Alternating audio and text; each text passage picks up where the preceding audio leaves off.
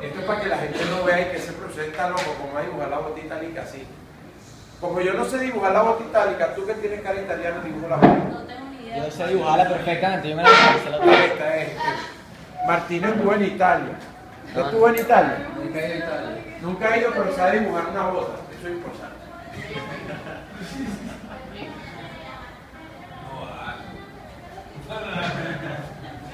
Esa bota itálica es peor que la mía, ¿sabes? No, la de la otra vez el mapa pues Mario le dibujó una extraña y... La de Mario. Sí, una cosa así. Peor que la de Como un tacón. Como un tacón. Y tiene como una salida por aquí, como una... Una isla aquí que... Ajá. que está en... Ajá.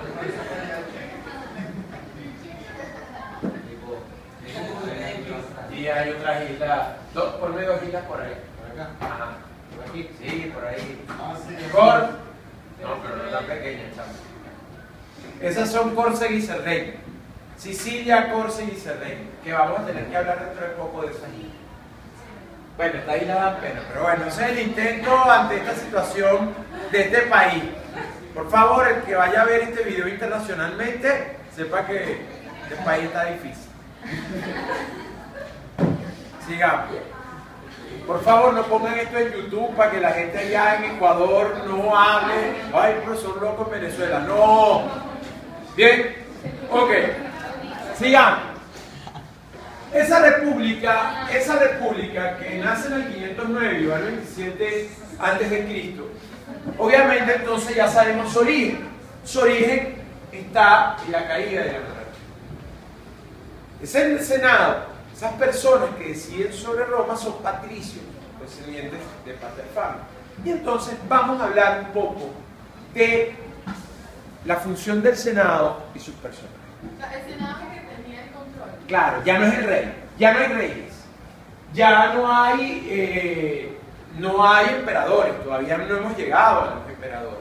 Lo que hay es un cuerpo colegiado de personas que toman decisiones políticas en torno a Roma. Ya va, eso va a pasar en el tiempo, pero todavía no hemos llegado allí. Vamos a empezar a entender al Senado. A ver usted. O sea, en un principio, en los primeros tiempos del Senado, ¿quiénes van a liderizar el Senado? Los patricios. Y dentro de los patricios, los más importantes, los paterfamilias. Bien, ese Senado va a tener magistratura. ¿Quiénes son los magistrados? Los que van a ejercer cargos elegidos por una serie de asambleas que tienen que ver indirectamente con rendirle cuentas al Senado sobre esos cargos políticos. Vamos a ver algunos cargos políticos que hay en Roma que tienen que rendirle cuenta a los senadores de lo que sucede. Vamos a hablar de estas magistraturas que eran las más comunes en Roma. Ejemplo, el cónsul. El cónsul era la máxima representación en Roma. Vamos a decir que era hoy como el presidente. Y era elegido durante un año, si no me equivoco. Muy poco tiempo. Y se elegía por muy poco tiempo. Bien, ese cónsul eran dos personas. Se elegían dos. La pregunta es, ¿por qué habían dos cónsules y no uno? Porque cuando íbamos a la elección del cónsul, que era una especie de figura presidencialista, que era el que tenía el control, digamos, sobre algunas situaciones en Roma, ¿por qué eran dos y no uno? ¿Por qué los romanos escogen dos y no un cónsul?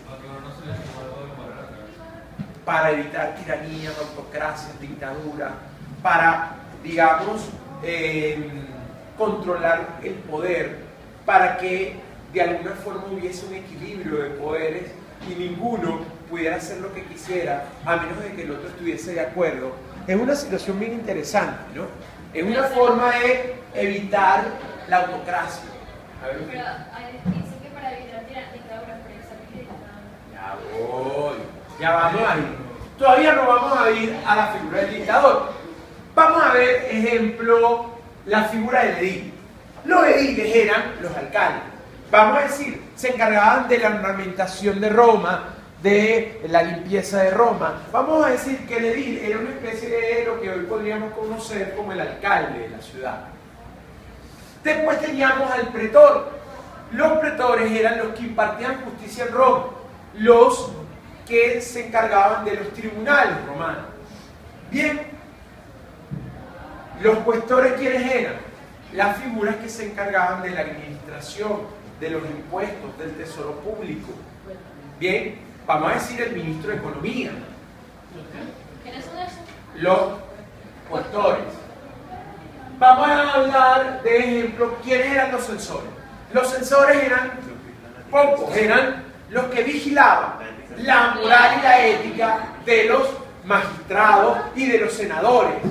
Eran, vamos a decir, los chismosos, los que decían quiénes moralmente estaban incumpliendo, quiénes hacían actos de corrupción. Eran, digamos, los vigilantes del sistema político. ¿Sí? Los censores. En Esparta también había uno. También en Esparta, todo eso viene del mundo griego. Es más, el Senado ya existe en la monarquía, era un organismo consultor. ¿Ok? ¿Por qué yo pongo aquí la figura de dictador?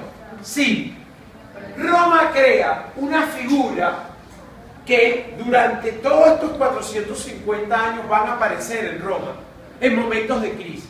Cuando Roma tiene un conflicto, cuando Roma tiene una invasión, cuando Roma tiene una situación militar difícil, cuando Roma tiene un levantamiento interno del pueblo, cuando hay un problema social, cuando hay un problema como los que vivimos aquí en Venezuela, ejemplo, en el Caracazo.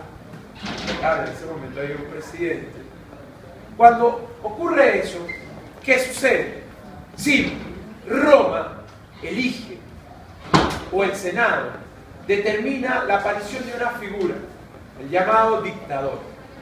El dictador era una figura que debía durar 6 meses y era solo en momentos de conflicto y situaciones de peligro.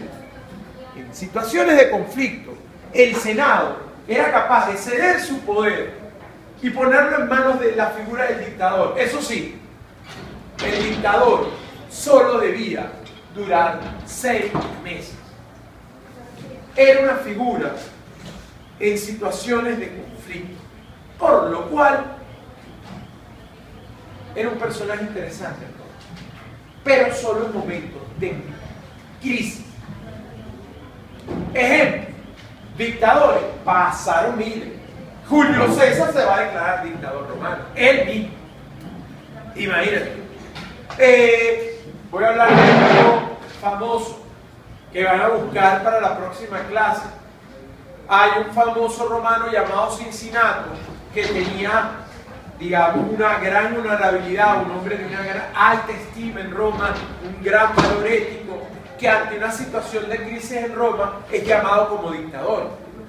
Bien, Cincinato era, vamos a decir, un gran líder y un personaje con una gran rectitud moral y ética, con una alta estima en el pueblo romano. Tanto es así que se le coloca como figura de dictador. De ahí viene el nombre Cincinnati en Estados Unidos, en honor a Cincinnati, el famoso dictador romano. Para la próxima clase busquen, que voy a hacer la pregunta. Mira, llegaron los ¿Por videos. qué? ¿Quién? Llegaron los videos, o sea, llegó los videos. Ah, bueno. Dile que venga caminando, que no, todavía no lo necesito. Ok. Ay, sí, vas a comprar café. Toma. Era un capuchino. Sí, un capuchino. Toma. ¿Cuánto es? Todavía está grande, entonces queda como bien. Sí, yo estoy. Galfón. 5 firmas. Controle eso. Ok. Sigamos. Cincinnati. Bien. También vamos a encontrar qué asambleas van a tomar decisiones. Ejemplo, la asamblea curiada. La asamblea curiada va a estar formada por patricios y se va a llamar en situaciones de elecciones. La curiada, la curia romana, porque había aproximadamente 40 curias, se llama para tomar decisiones La asamblea centuriada viene de la centuria, era del ejército. Y la asamblea centuriada, formada por los patricios que conformaban el ejército, de ahí viene la palabra asamblea centuriada, centuria romana. Después vamos a analizar. Esas centurias, bien, estaban conformadas por los patricios del ejército y escogían, ejemplo, a los 2 cónsules. Bien, y vamos a hablar, ejemplo, y también va a haber una asamblea tribal que está conformada por el pueblo, por las tribus. ¿Ellos escogían a los qué? A los 2 cónsules. ¿Qué vamos a ver?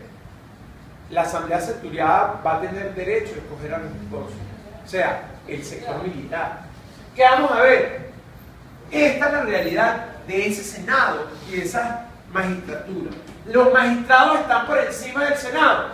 No, el Senado va a estar por encima de la magistratura. Sin embargo, vamos a ver cómo en Roma va a haber de alta conflictividad porque los magistrados van a intentar ser superiores al Senado. Y entonces vamos a ver una pelea muchas veces entre que los senadores quieren opacar a los magistrados y los magistrados quieren controlar a los senadores. Siempre va a haber esa especie de conflicto. Sin embargo, el Senado, en esa estructura política romana, es superior a los magistrados. Primero viene el Senado y después los magistrados. Bien, durante esta época vamos a ver que Roma va a ir expandiéndose. Dijimos que esa Roma que Ya, la asamblea tribal estaba formada por el pueblo. por el pueblo, los plebeyos, y de alguna forma eran las reuniones de los plebeyos para discutir sus problemas. Pero no tenían, en un principio, durante mucho tiempo, no van a tener decisión en el Senado. Esa asamblea tribal no va a poder acceder al Senado y no va a tener injerencia en el Senado durante mucho tiempo. ¿Por qué? Porque esa asamblea tribal está compuesta por las tribus, por los plebeyos, por el pueblo. Y el pueblo no va a tener acceso a la política. Sin embargo, vamos a empezar a ver cosas. Vamos a este punto. Roma va a empezar acá. Sabemos que en Roma, en este punto, vamos a encontrar 3 grandes pueblos como sabinos, latinos y etruscos. Pero en la bota itálica van a haber otros pueblos, por ejemplo los griegos, hacia el sur. Vamos a ver pueblos, los samnitas, un poco más al norte. Vamos a hablar de, bueno, van a estar los sabinos, los etruscos, los latinos. Van a haber los umbros también van a estar. Van a haber varios pueblos en la bota. Cuando los latinos toman el poder de Roma, ¿qué buscan? Expandirse. ¿Y qué es lo primero que tienen que dominar? La bota. Por lo cual, durante el periodo republicano, los latinos van a formar unos ejércitos llamadas las centurias o las legiones romanas que van a tratar de tomar la bota itálica. Y así lo van a hacer. Díganme.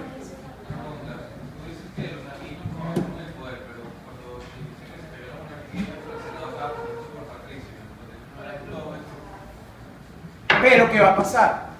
Cuando se instala la república y los etruscos, ¿quiénes van a tomar el poder? Los latinos descendientes de fundadores de la ciudad. O sea, el pueblo latino va a tomar el poder y en el fondo gran parte de ese pueblo latino o etrusco que quedaba, todos son de sangre azul, todos son diabolentos, todos tienen linaje. ¿Qué linaje tienen? Fundadores de la ciudad de Roma, descendientes de esos fundadores, por lo cual tengo derecho a la tierra, derecho al culto religioso, derecho a estar en el Senado y me tengo que casar entre nosotros porque casarse con una plebeya sería terrible. ¿Qué es lo primero? Conquisto la bota y luego trato de expandirme. ¿Hacia dónde me trato de expandir? Si voy hacia Oriente, voy a tratar de ir hacia Grecia, hacia las posesiones macedónicas. O sea, voy a tratar de atacar Macedonia. Acuérdense que aquí, durante esta república, va a estar el lío de Macedonia. ¿Ok? Y los descendientes de Alejandro Magno que están en la lucha por el poder. Y sus pactos con los persas. O sea, voy a ir con posesiones griegas que están en poder de Macedonia. ¿Se acuerdan de Alejandro Magno y su familia que después de la muerte? Bien, ok. Si voy hacia Occidente, ¿qué voy a tratar de tomar? En un principio, mi visión es controlar el Mediterráneo. ¿Y cuáles son mis posiciones más importantes para controlar el Mediterráneo? 3 islas: Córcega, Cerdeña, Sicilia. Córcega, Cerdeña y Sicilia. Cerdeña y Sicilia hoy le pertenecen a Italia. Córcega, ¿a qué país le pertenece hoy en día? Esa isla, a Francia. Y saben que los corsos tienen un movimiento independentista de Francia, que en las cárceles francesas hay corsos, porque fueron o son como la ETA, que querían independizar al País Vasco. Bueno, los corsos actuaron así en Francia. Tanto es así que usted va a las cárceles francesas y hay corsos. Vamos a seguir. Una vez que logro las islas, ¿contra quién voy a ir? ¿Qué me interesa? Me interesa Hispania, me interesa la Galia, Eso es Occidente. Occidente, me interesa la Galia, que es Francia, me interesa Hispania, que es Portugal y España hoy en día, y obviamente me interesa una posición importante, y de ahí vamos a desencadenar en las famosas guerras púnicas. Me interesa algo que está en el norte de África, en una parte de África que sobresale, que hoy es Túnez, y que era una gran talasocracia, un gobierno marítimo que tenía factorías y dominaba el comercio del Mediterráneo. Y me interesa vencer esa potencia africana porque dominaba todo el Mediterráneo. Es más, las islas Córcega, Cerdeña y Sicilia eran de ellas. ¿Qué imperio era en el África? Que hoy es Túnez. Eran los famosos cartagineses, o lo que podríamos llamar Cartago. Roma va a entrar en guerra contra Cartago 3 veces. Van a ver durante mucho tiempo 3 grandes guerras contra Cartago, y esas guerras se van a denominar las famosas guerras púnicas. Esas guerras contra Cartago van a ser 3 y van a permitir, en todas ellas logra Roma vencer a Cartago. A ver, ¿quién fue el más famoso militar cartaginés que luchó contra Roma? Que el invierno, según la leyenda, yo todavía lo dudo, pero bueno, así dicen los escritos, logra cruzar los Alpes con elefantes y caballos. ¿Cómo se llamaba ese cartaginés que logra llegar a Roma, pero sin embargo va a ser derrotado por los romanos tiempo después? Aníbal. Cruza los Alpes con los elefantes. Yo todavía me imagino cómo Aníbal pudo cruzar con caballos y elefantes los Alpes en invierno. Todavía no me lo imagino, pero así dice la historia, que te puedo decir. Y pareciera que fue real, según los escritos de la época. Ya, por eso no entendí las guerras. Las guerras púnicas se dan porque Roma necesita controlar el Mediterráneo. La potencia del Mediterráneo es Cartago. Cartago es una posesión africana. Es una talasocracia, un gobierno marítimo que tiene miles de factorías y controla el comercio en el Mediterráneo occidental. ¿Qué quiere Roma? Vencerlos. Si yo venzo a Cartago, yo puedo tomar Hispania, porque los cartagineses estaban en Hispania. Yo puedo tomar Córcega, Cerdeña y Sicilia. Yo puedo tomar una parte del norte de África. Yo puedo lograr expandir. ¿Sabes por qué Roma quería controlar Cartago? Porque quiero controlar el comercio de toda esa zona. Puedo controlar quién dominaba el comercio marítimo occidental. Cartago.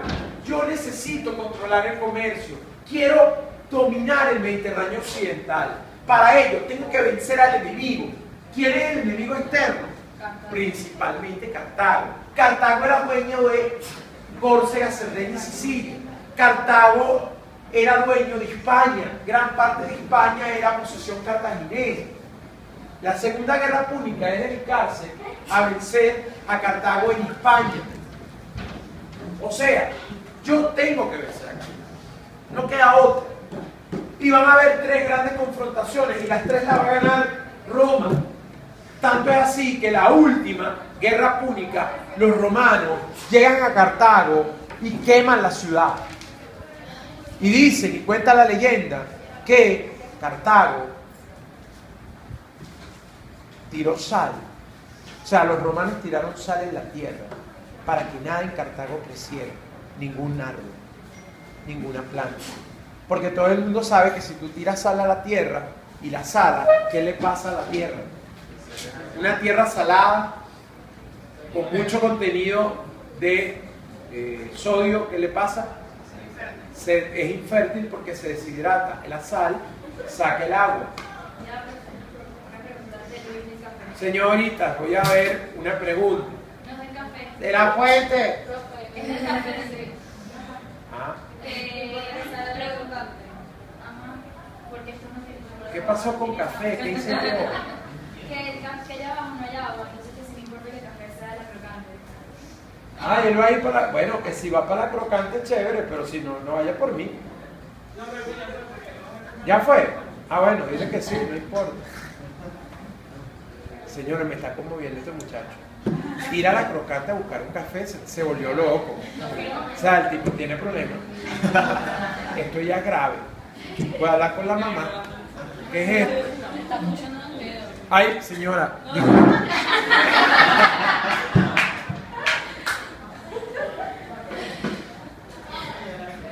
Olvídelo.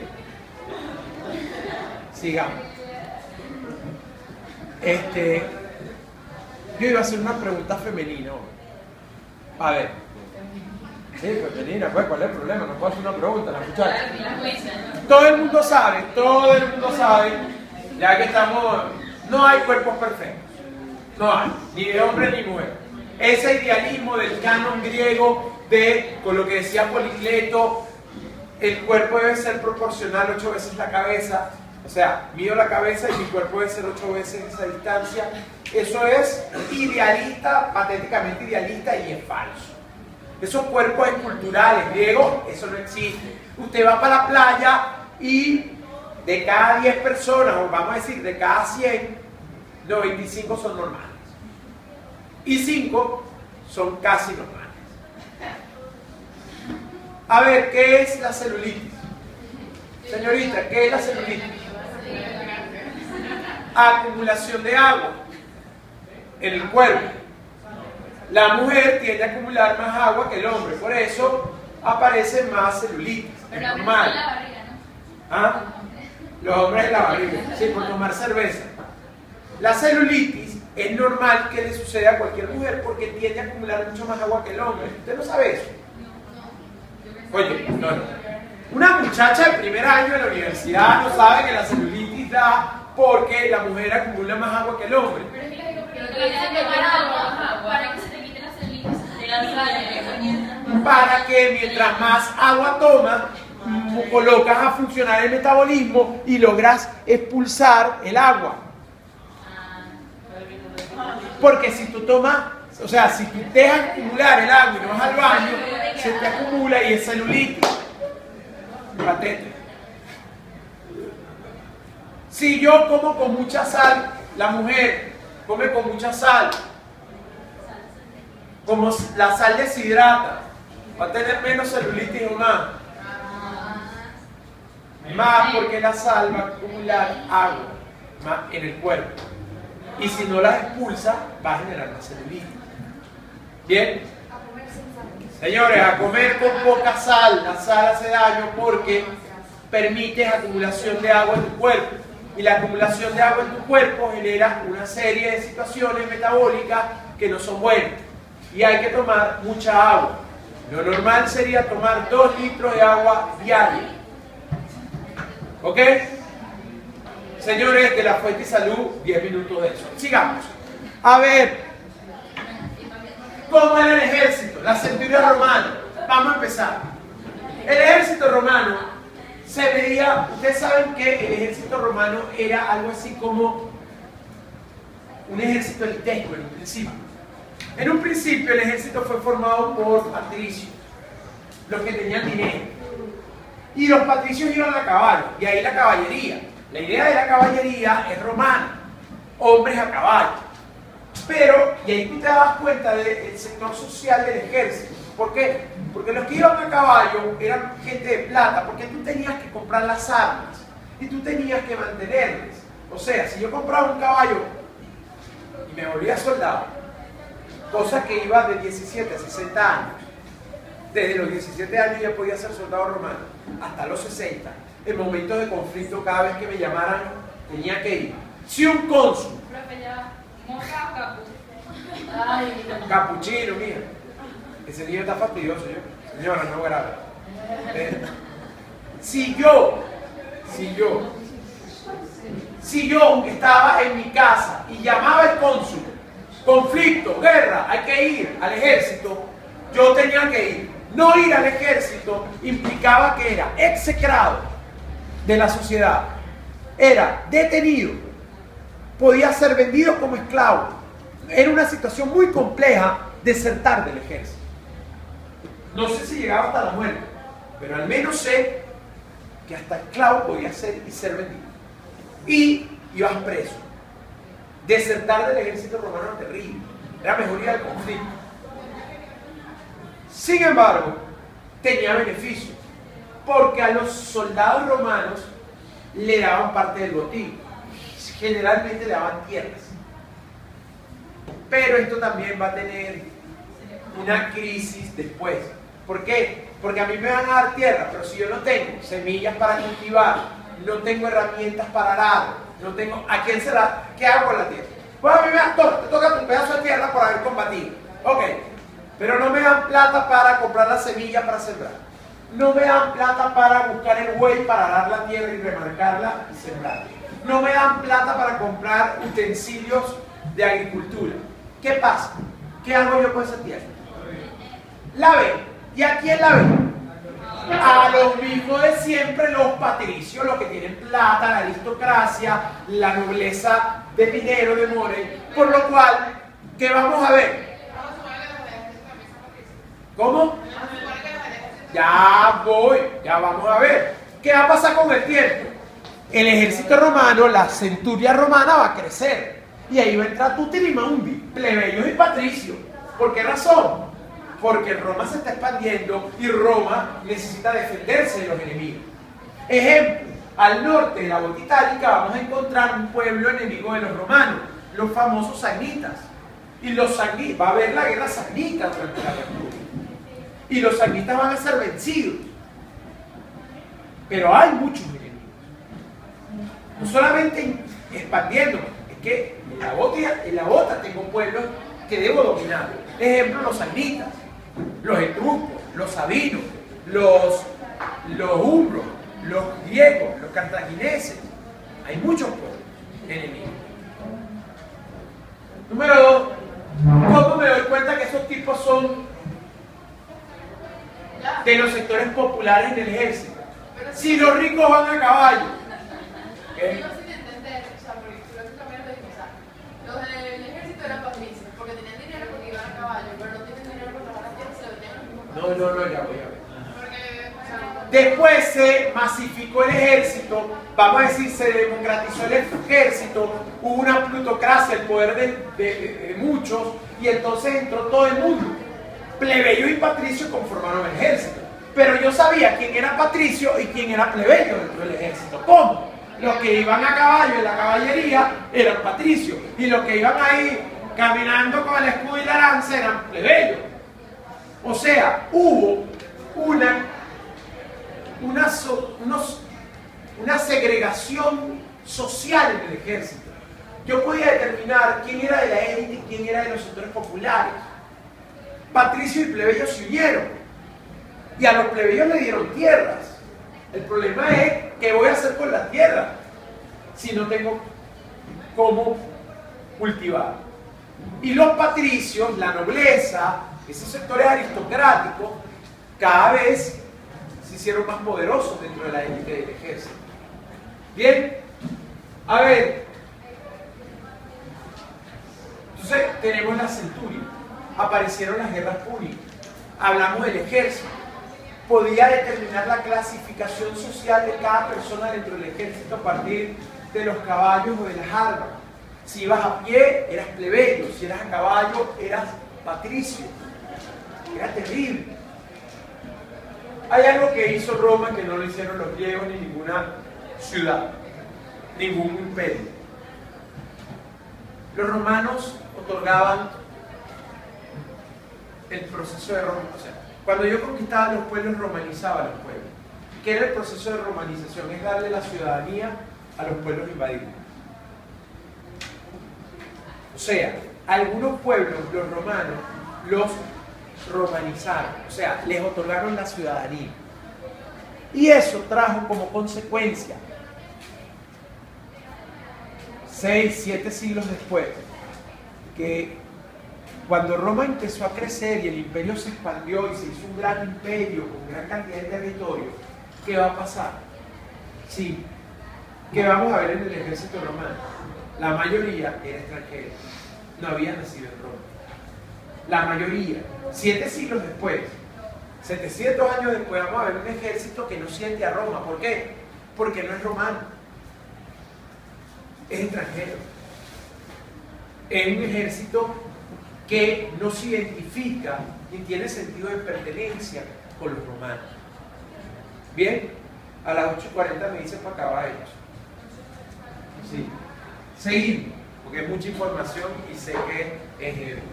Pero esto es por las circunstancias del país. Si me ven en Colombia, eso es lo que está. Hay una circunstancia heavy. El que lo ponga en YouTube, ya. El que ponga esto en YouTube, es que es un hombre muerto. No va a pasar el año. Y si logra pasarlo en segundo año, y yo veo el video que lo colocan después de un año, no va a graduarse en segundo. Y si lo pasan en quinto, le echo para atrás el título. ¿Ok?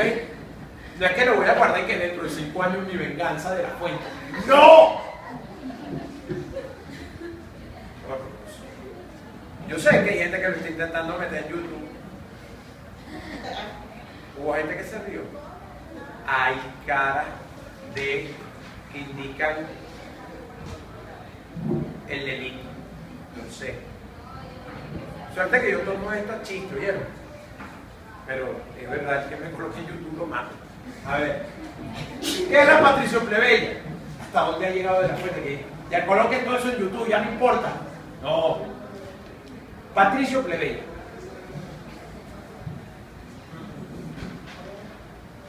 Ahora vamos a hablar del problema interno en Roma. Señores, vamos a encontrar una crisis también interna en Roma muchas veces, sobre todo como hacia el 200 y pico antes de Cristo. O sea, el 200 antes de Cristo vamos a encontrar las famosas guerras patricio-plebeya. Las guerras patricio-plebeya, bien, es una guerra, es un conflicto que estalla por la desigualdad. Yo hice aquí la situación de los plebeyos y los patricios de un sector y de un lado. Nunca lo hice. Bueno, lo vamos a hacer. Vamos a hacer una actividad de laboratorio. Ustedes saben que el mayor laboratorio de una clase es el salón. Vean, ustedes que siempre es parte de mi ejemplo de laboratorio. Ustedes 4, por favor, párense. Él a la derecha. Usted a la izquierda, veo. No se preparan. Gracias. Muy amable. Mira, no lo escupiste, ¿no? No. Gracias. Un poquito nada más. Un poco, pero si sabes salado, yo sé que ya. Qué asco, pero puede pasar. Mira, mira, tú no me digas a Martínez así. Martínez, te desacreditaron. Dile que no importa, para mí me van a dar un punto en el examen y usted no. Ah, horroroso. No, eso es una firma, Martínez. Debería darte dos porque casi va para Angola ahí, para contar una cosa así. Tú para la derecha. A ver, usted, Martín, a la izquierda. Digo, a la derecha. Usted para la izquierda. Usted, a la derecha. Alfón, póngase. Está grabando. Ah, verdad, grave. No me digas que no estaba grabando. O sea, sí, pero está aquí. Ah, ok. Tú, pues. Usted, venga para acá. Ahí está la yo amo. Sí, pero párate para que no se vaya tan... Prexel en Nueva York. Y bueno, cabeza. Okay. A ver, en línea, amigo, en línea. Todos pegaditos, todos pegaditos. Vamos, machita. Todos pegados, todos pegados. Usted también. Usted también. Señores, esto pasa en cualquier lugar del mundo y esto siempre ha sido así desde que el hombre es hombre. En la sociedad, en la política, ocurre un hecho que es interesante. Supongamos que estos son los sectores populares. En este caso en Roma serían los plebeyos. Y aquí pequeños sectores de la élite, los llamados patricios. Estos tienen derecho al culto religioso, derecho a la tierra, derecho a la política, se casan entre ellos, estos no tienen nada. Pueden haber aquí artesanos, pueden haber aquí campesinos, pueden haber aquí comerciantes, pueden haber plebeyos con dinero, sí, pero ¿qué determina tu posición social? El abolengo, el linaje, la sangre azul, ellos. Usted se casaría con él, ñabarazo. Usted se casaría con el otro, menos. ¿Y con Mario? Con Mario porque es Patricio. ¡Ey! Ahí hay algo extraño. Pero bueno, pasado. Ella, con el único que se podría casar es con él. Hablando de todo un poco, ya saben que el matrimonio en Roma es, ya lo hablamos, ya hablaron la situación de...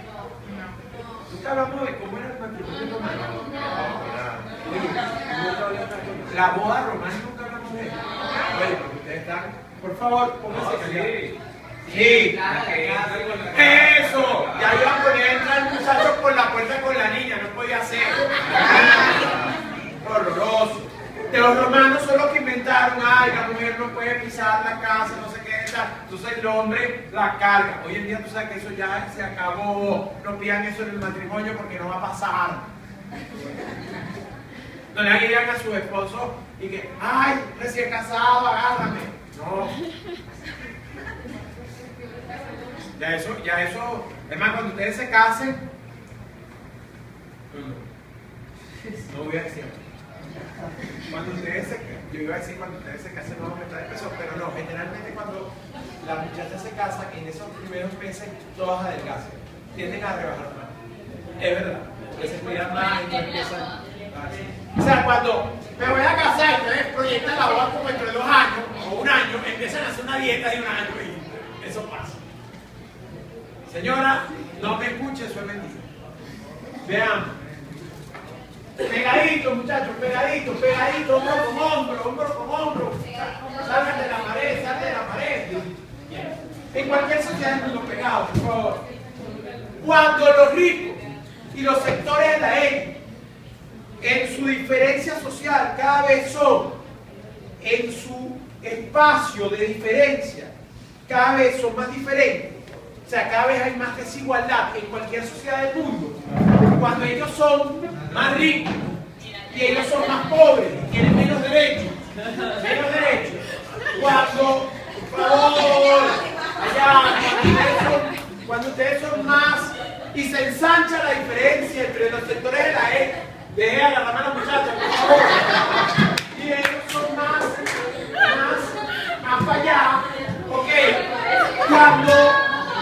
cuando la diferencia es muy grande, ¿qué palabra nace? ¿Qué palabra nace cuando la diferencia entre los sectores populares y la élite de desigualdad se hace cada vez, se ensanchan más. Ese vacío que aparece, esa palabra que cada vez... Conflicto. Ok, obviamente un conflicto. ¿Y qué quieren ellos? ¿Qué quieren ellos? Cambios. Quieren ser... Ok, quieren derechos, quieren cambios. Para ellos, ¿qué tienen que hacer? Ok, revelar, no es revelarse, no es, puede ser pelear, pero no es revolución. Cada vez que la desigualdad en cualquier sociedad es más grande, los sectores populares quieren reivindicaciones. Y en esas reivindicaciones, tarde o temprano, si ellos no los escuchan, aparecerá la palabra revolución. O sea, imagínense en este momento, está construyéndose en Roma la palabra revolución. Vean la R aquí, vean la U ahora, la U. ¿La ven? Imagínense. Pero siéntense.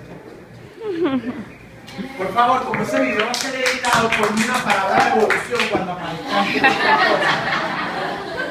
Para que se vea fácil y la gente allá en Colombia diga, oye, pero eso es tan fácil y tal.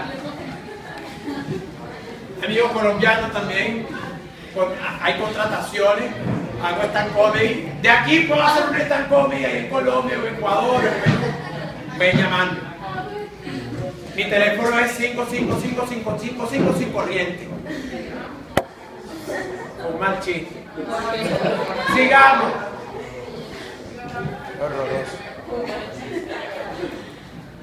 Ustedes no sabían el chiste que mi teléfono es 55555 sin corriente. Más viejo. Vean. Acuérdenme de decir a mis amigos colombianos, ecuatorianos y peruanos el final de esta clase. Por favor, la frase final. Porque tengo una frase. Me toman el café. El que me coloque en YouTube lo mando de pana. Pero bueno.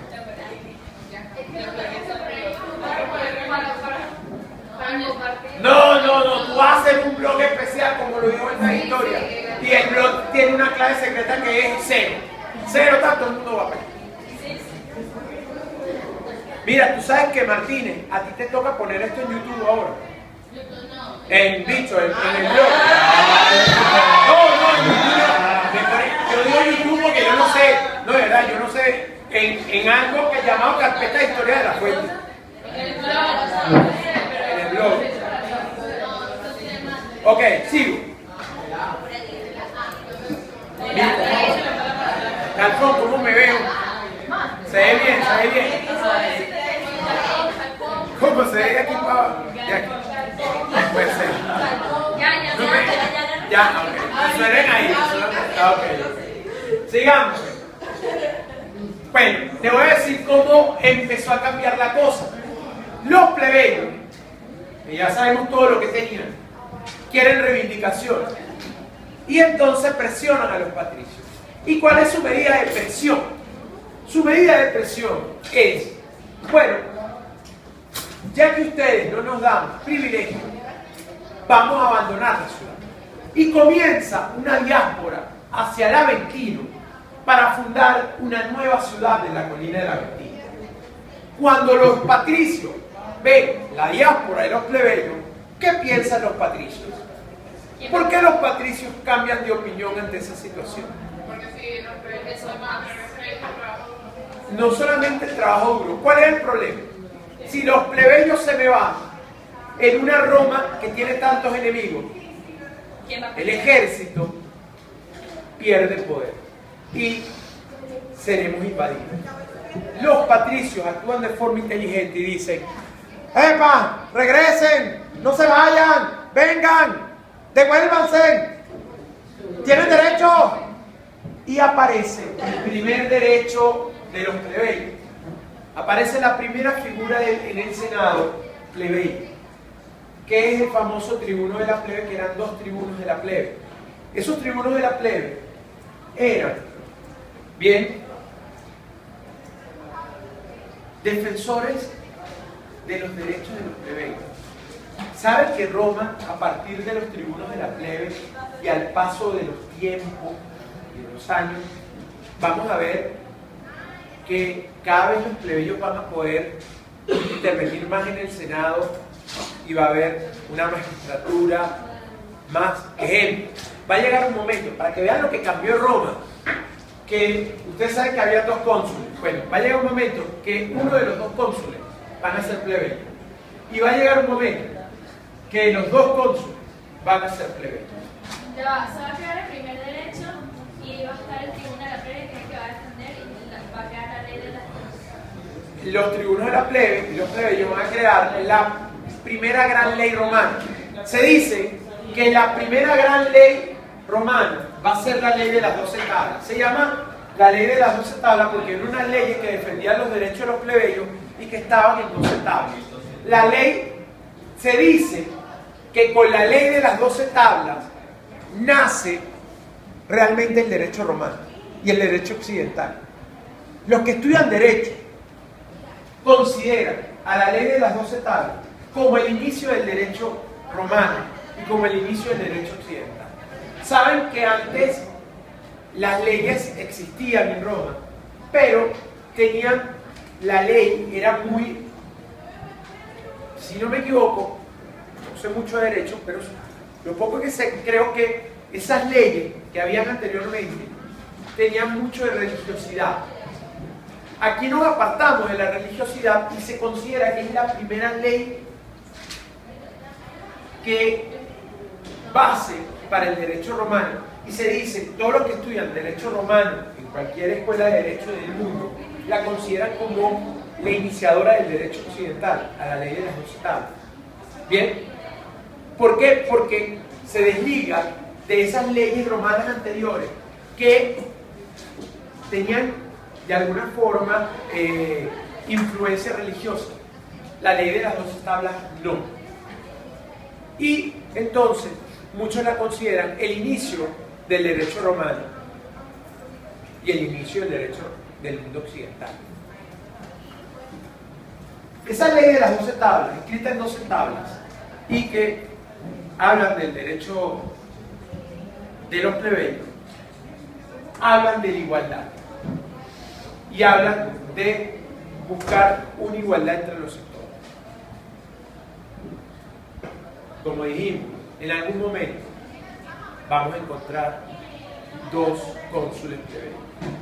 Pero claro, en este periodo republicano entonces aparece una nueva sociedad. La sociedad ahora está marcada por el linaje. No. Eso, grande. Por el dinero. Ahora es, dime las propiedades que tienes, el dinero, dime la tierra que tienes. Primero se va a medir los inmuebles, o sea, la tierra, las casas. Y luego se va a medir también por los inmuebles, por lo que tenga, ejemplo, los caballos, por las máquinas de arar, una máquina, digamos, las herramientas de arar. O sea, vamos a ver, en un principio, el poder social ahora va a cambiar. Ahora es el dinero, no es el abolengo, no es el linaje, no es tu sangre azul. Ahora es el poder. Tanto es así que plebeyos, comerciantes con dinero, van a poder acceder a la élite social. Porque ahora no importa que tú no tengas descendientes de tu familia fundador de la ciudad. Ahora lo importante es que tengas tierras, lo importante es que tengas caballos, lo importante es que tengas herramientas. Aparece una nueva pirámide social. Vamos a ver cómo creció.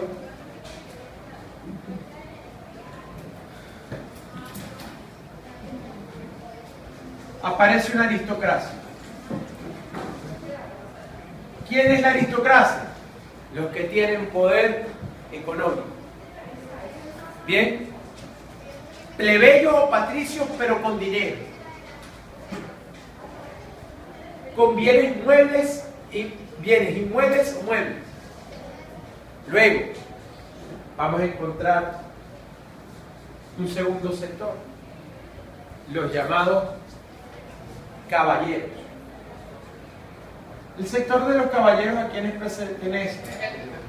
Los sectores militares con poder, la élite militar, los caballeros, los que forman la centuria, la asamblea centuriada,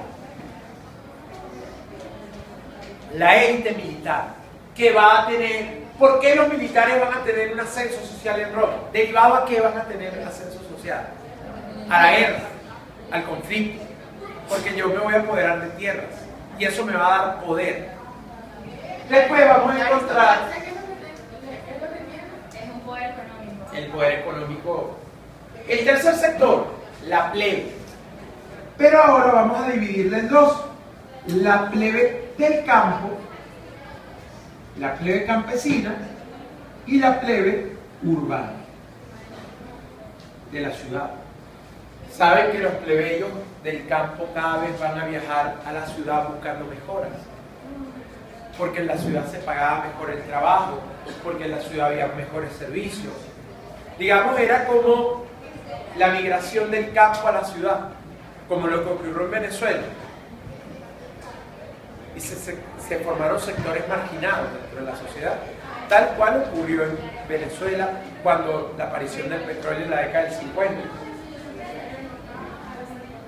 El petróleo se descubre en la década del 20, pero la gran migración del campo a la ciudad en Venezuela aparece en la década del 50.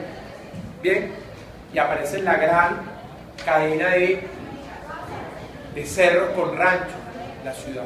Bueno, algo así pasó en Roma. Los campesinos, buscando mejores salud, servicios, se van a la ciudad y generan cordones de miseria. Bien, y cordones de marginados. ¿Saben que esa fue esa pregunta de examen? Pongamos una película ahí. Me la voy a explicar. ¿Qué por qué? ¿Cómo podríamos, qué parte de la parte republicana se parece a Caracas? Algo así, hablar de la marginalidad que hubo en Roma y la marginalidad que apareció en Caracas. Y hacer un paralelismo un poco loco o ficcionado de la situación. Eso es para tratar de extrapolar las ideas y relacionarlas, simplemente, porque obviamente compararlas es totalmente ridículo, pero es interesante que usted trate de relacionar. Para eso es la universidad. Y obviamente... ¿Y qué pasa con la urbana? ¿Ya? Y la urbana, la plebe urbana que vive en la ciudad, que se desarrolla en la urbe, pero que también, obviamente, ¿cuál es el problema? No tiene dinero, vive en la ciudad, es la clase trabajadora. Y la última, los sectores llamados los esclavos, que van a ser cada vez más. ¿Por qué los esclavos van a ser más? Y cada vez vamos a encontrar en la Roma republicana grandes sectores de esclavos, prisioneros de guerra, derivados a la prisión por la guerra. ¿Bien? Esa es la realidad que va a haber. Vamos a empezar a hablar entonces de la decadencia de la República. Y para ello, vamos a viajar al 60 a.C. Al paso del tiempo, el Senado, con toda esta transformación que tiene Roma, el Senado se vuelve elitesco, el Senado se vuelve corrupto, el Senado se vuelve demagogia, el Senado cada vez ha perdido más su perfil y va en busca de sus intereses económicos. Los sectores de la élite del Senado son los sectores aristocráticos que tienen poder económico. Los antiguos patricios y plebeyos se han colocado en el poder simplemente por el dinero. El Senado ha perdido la cordura, se ha corrompido, se ha resquebrajado.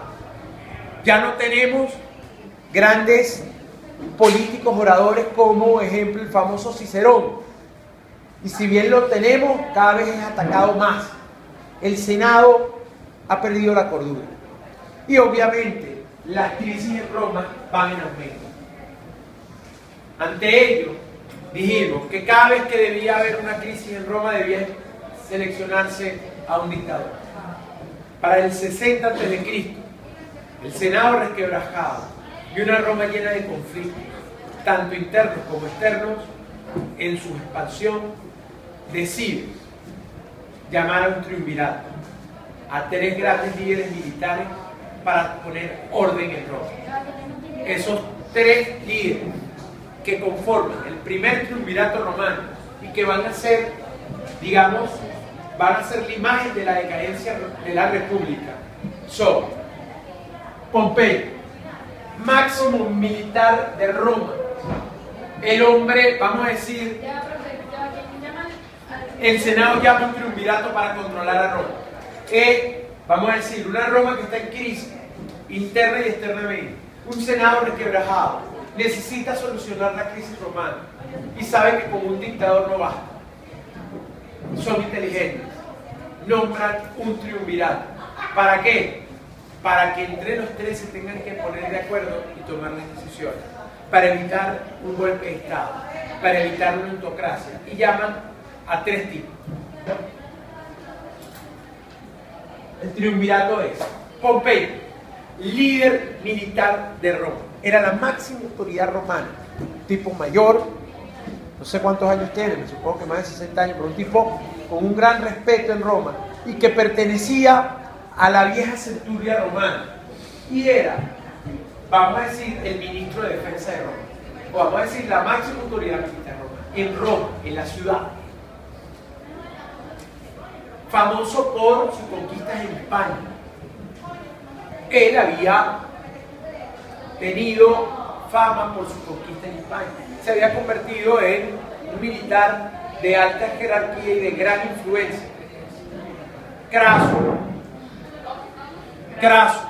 un tipo que está en el Asia, combate en Siria y domina Siria. Pero no solamente eso. Craso es famoso por haber vencido el gran levantamiento de los esclavos que hubo en Roma, liderizado por ¿quién? ¿Cuál fue el esclavo famoso que se levantó contra el imperio? Y bueno, puso a temblar al imperio hasta que Craso lo derrota. ¿Quién fue? Señores, hay películas de él. Espartaco. Craso vence a Espartaco. Oye, ¿de verdad? ¿No estás del país? Un bolígrafo. Espartaco. También vencedor de Siria. Y por último, un militar mucho más joven, pero que tiene una gran estima en los plebeyos. Un militar joven, pero que tiene una ascendencia en el pueblo muy grande, que tiene carisma, que tiene guaguancó. El pueblo lo quiere, el pueblo lo idolatra, sobre todo los plebeyos, o sea, el sector popular. Julio César. ¿Por qué Julio César se hace famoso? Porque él es quien domina la Galia, o sea, lo que podríamos decir Francia. La Galia, Francia. De ahí vienen los galos. Por eso es que cuando Francia juega fútbol, a todo el mundo le dicen los galos contra los... ¿Contra qué? Contra los azurros o el pueblo helénico. Si yo digo los galos contra los helenos, estoy hablando de un partido Francia-Grecia. Si yo digo los galos contra los... ¿Qué pasó? Contra los lusitanos. Contra Portugal. Si yo digo los galos contra los gringos. Horroroso. Ese tipo de comentario bórrenlo en el video. Siga. Ya terminé. Craso muere en combate. El Senado, Craso, esto dura 12 años, este conflicto, porque en el 48 a.C. Julio César se declara dictador perpetuo de Roma y pone una dictadura.